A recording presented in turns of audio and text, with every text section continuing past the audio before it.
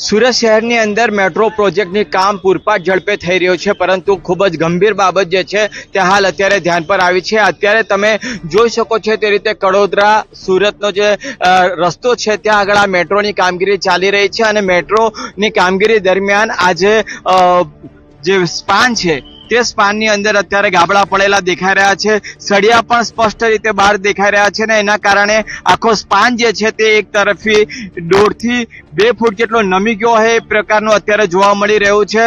તાત્કાલિક અસરથી જે ટીમ છે તે અત્યારે અહીં પહોંચી રહી છે।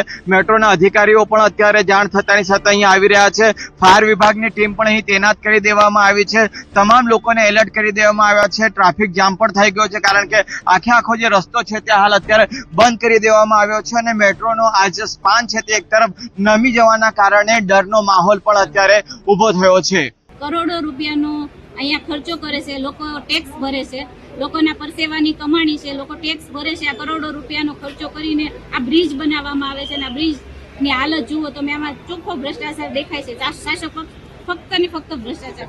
आज आप देख सकते हो कि भारतीय जनता पार्टी किस तरह गुजरात के अंदर विकास कर रही है और इस विकास के कारण लोगों को कितनी तकलीफें पड़ने वाली है, कितने सारे लोग यहाँ पर दब के मर सकते हैं। ये तो ठीक है कि चालू कार्य के अंदर लोगों को पता चल गया कि इसके अंदर भारतीय जनता पार्टी ने कितना बड़ा भ्रष्टाचार किया है और लोगों को जो तकलीफ होने वाली है उसके पहले लोगों को ये पता चल गया है। लोगों को जागरूक होना जरूरी है।